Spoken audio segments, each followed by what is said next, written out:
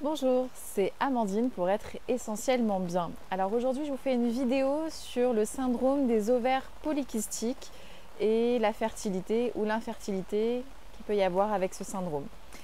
Alors avant d'aller un petit peu plus loin, je vous invite à vous abonner à ma chaîne, d'activer la petite cloche pour recevoir toutes les notifications et de commenter, liker et partager cette vidéo si elle vous a convenu.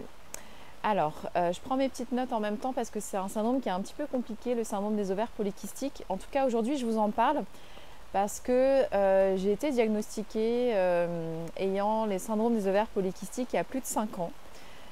Et c'est vrai que pour moi, ça a été un petit peu une grosse douche froide parce qu'à l'époque, voilà, c'était dans le but de tomber enceinte. Et quand j'ai été voir ma gynéco au bout de longs mois sans règles du tout, et qu'elle a regardé mes ovaires, qu'on a fait une prise de sang et que voilà, plusieurs symptômes qui ont fait qu'elle m'a posé le diagnostic que j'avais des ovaires polykystiques. Donc histoire de vous y retrouver un petit peu plus, parce que moi franchement il y a 5 ans j'étais complètement perdue à l'annonce de ce diagnostic. En plus moi qui souhaitais tomber enceinte assez rapidement, quand ma gynéco m'a annoncé ça, c'était en gros, ça va être compliqué pour pouvoir tomber enceinte, ovuler, etc. Donc, bon, en tout cas, je vous en parle aujourd'hui, déjà pour vous expliquer qu'il y a des critères importants qui ne sont pas à négliger pour savoir si le diagnostic des ovaires polykystiques a bien été posé. Parce qu'il faut savoir que c'est un syndrome qui est encore peu connu, même des médecins, et parfois le diagnostic des ovaires polykystiques est posé un peu trop précocement. Donc en fait, il se trouve qu'aux États-Unis, ils ont créé une échelle qui s'appelle les critères diagnostiques de Rotterdam. Et donc selon eux, il y a 3 critères principaux, mais il faut en avoir au moins 2 sur les 3 pour qu'on puisse vous diagnostiquer que vous ayez des ovaires polykystiques. Donc sur les 3 qui sont là, il y a absence de règles ou cycle très irrégulier avec des cycles de moins de 21 jours ou de plus de 35 jours, qui sont le signe souvent qu'il n'y a pas d'ovulation, ou en tout cas une ovulation de mauvaise qualité. Donc ça, c'est un des premiers symptômes. Deuxième symptôme, c'est l'aspect échographique. Donc quand votre gynécologue va mettre la sonde d'échographie, souvent c'est une sonde endovaginale, pour voir l'état de vos ovaires, elle va trouver des ovaires en grappe de raisin. Donc il va y avoir plein de follicules. Ce n'est pas des kystes, hein.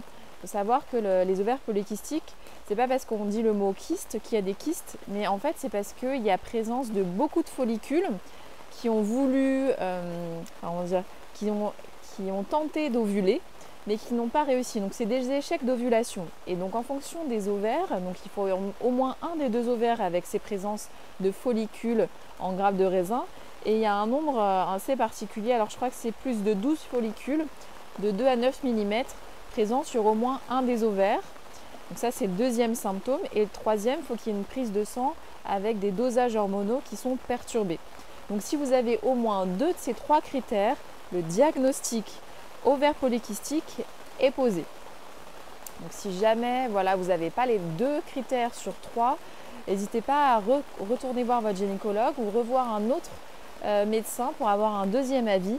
Mais si vous leur parlez des critères diagnostiques de Rotterdam, ils seront entre guillemets obligés d'aller se renseigner parce que c'est vraiment des données médicales. En tout cas, c'est des critères spécifiques qui ont été faites pour justement diagnostiquer le SOPK.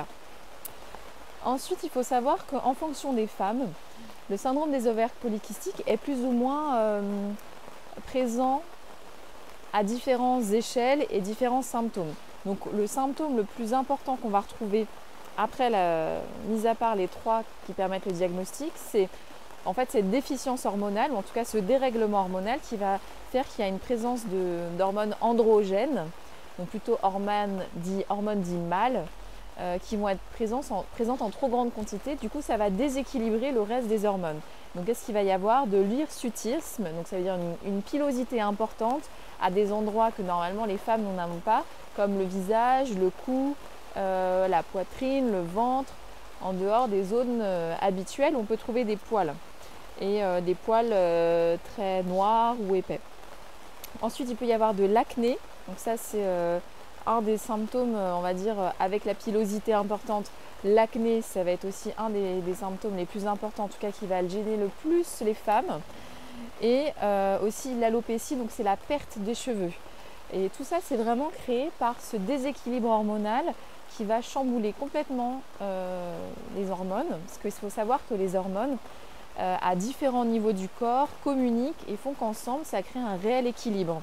Donc il y a l'hypophyse, enfin, l'hypothalamus, l'hypophyse, donc tout ça, c'est plutôt au niveau du cerveau.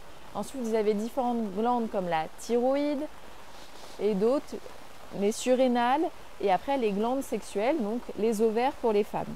Et toutes ces hormones entre elles communiquent. Dès que par exemple il y a avoir une période de stress, les surrénales vont produire intensément du cortisol, qui est l'hormone du stress, qui peuvent déséquilibrer toutes les autres hormones. Donc même si vous n'avez pas un SOPK, en tout cas que ce n'est pas diagnostiqué, que vous n'avez pas 2 critères sur 3, vous pouvez quand même par exemple avoir une apparence échographique de vos ovaires avec des kystes, enfin en tout cas des follicules qui n'ont pas maturé, mais ce n'est pas pour autant que vous avez des ovaires polykystiques. Ça peut juste dire qu'il y a un moment donné, vous avez un dérèglement hormonal qui fait que vous n'avez pas ovulé normalement. Mais si vous n'avez pas au moins un critère supplémentaire pour poser le diagnostic, vaut mieux consulter un autre avis pour vraiment savoir si vous êtes au SOPK ou pas. Donc il y a un autre problème qui parvient avec le syndrome des ovaires polykystiques, c'est souvent le surpoids, parce qu'en fait, dans certains cas de syndrome des ovaires polykystiques, il peut y avoir une résistance à l'insuline. Ça veut dire qu'en fait, quand vous allez manger du sucre, votre corps, pour réguler ce taux de sucre qui augmente, va produire de l'insuline. Et comme si ce syndrome, en tout cas, vous provoque une résistance à l'insuline, ça peut majorer en fait les prises de poids et vraiment les fluctuations hormonales, enfin en tout cas une mauvaise tolérance à l'insuline et donc vraiment des pics d'hyperglycémie et de problèmes de gestion du poids. Donc tout en sachant qu'en fait pour réguler son syndrome des ovaires polykystiques, vu que vous avez 3 critères pour le diagnostiquer, il faut savoir qu'il y a la possibilité de mettre en silence ou en tout cas d'endormir ce syndrome. Alors officiellement on ne peut pas dire qu'on guérit du syndrome des ovaires polykystiques, mais en tout cas moi je peux témoigner qu'au jour d'aujourd'hui je n'ai plus aucun des 3 symptômes qui ont permis de diagnostiquer mes ovaires polykystiques. Donc tout ça pour vous dire qu'en fait il y a la possibilité vraiment en améliorant ses habitudes de vie d'améliorer son SOPK. Donc soit en jouant, donc en fait il faut essayer de jouer sur son cycle. Donc pour jouer sur son cycle, il y a plein d'habitudes alimentaires et d'habitudes d'hygiène de vie qu'on peut améliorer pour réguler son cycle. Ensuite, tout ce qui est donc du coup au niveau de l'aspect prise de sang hormonale, forcément vos hormones, si vous avez retrouvé un cycle régulier, vous allez avoir des taux hormonaux qui vont revenir à la normale. Et donc, si vous arrivez à ovuler, vous aurez du coup beaucoup moins de follicules qui restent présents au niveau de l'ovaire qui justement sont en échec pour ovuler. Donc si c'est un sujet qui vous intéresse pour savoir comment j'ai fait pour justement ne plus souffrir du syndrome des ovaires polykystiques, laissez-moi des commentaires sous cette vidéo et ce sera le sujet d'une prochaine vidéo.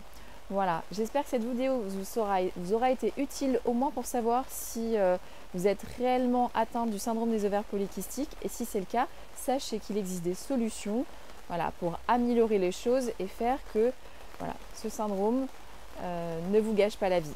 Voilà, j'espère que vous allez bien et prenez soin de vous. Pensez juste à vous abonner à ma chaîne, activer la petite cloche pour recevoir les notifications, commentez et likez cette vidéo. Je vous dis à très bientôt.